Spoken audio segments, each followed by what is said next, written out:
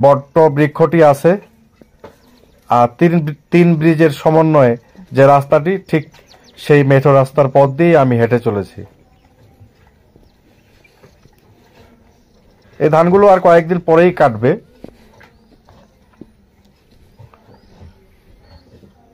এই সেই ব্রিজটা, এই ব্রিজ থেকে আমি আপনাদেরকে আরো ভিডিও দেখিয়েছি। আর এটি ছোট নদী, একটা ক্যানেল, যেটা আর কি ছোট নদী আমাদের ওইদিকে বলে।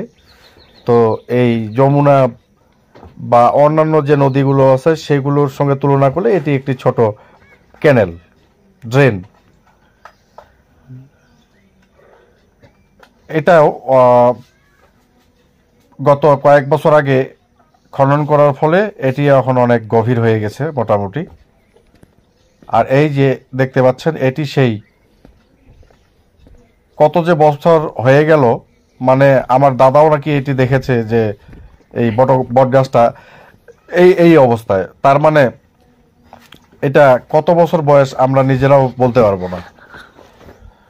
আর এই ধানগুলো কাটা হয়েছে, এটি দেখেন, এটি মোটা ধান।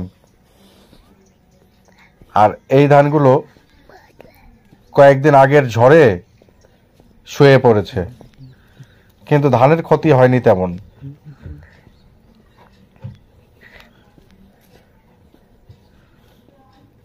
এটি মূলত মোটা ধানেই এগুলো সব।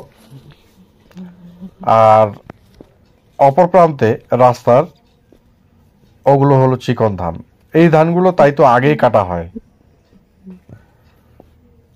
আর চিকন ধানগুলো কাটা হবে ডিসেম্বরে। মোটা ধান বলতে আপনি যে নাজির শাইল, স্বর্ণ,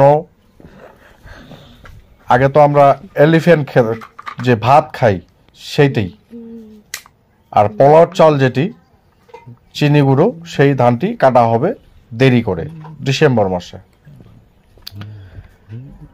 আমি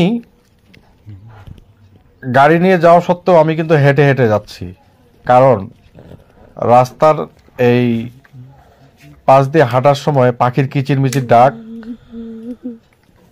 আর এই সবুজ ধান ক্ষেত ও অন্যান্য ফসল দেখে আমি আনন্দিত। এগুলো দেখার জন্যই মূলত আমি এই হেঁটে হেঁটে রওনা করছি বাজারে। ধানটা গোটা পড়ে গেছে। এই ভিডিওটি করা আমার ডিসেম্বরের প্রায় 14-15 তারিখের ওইদিকে, নভেম্বরের 14-15 তারিখের ওইদিকে। সবাই ভালো থাকবেন।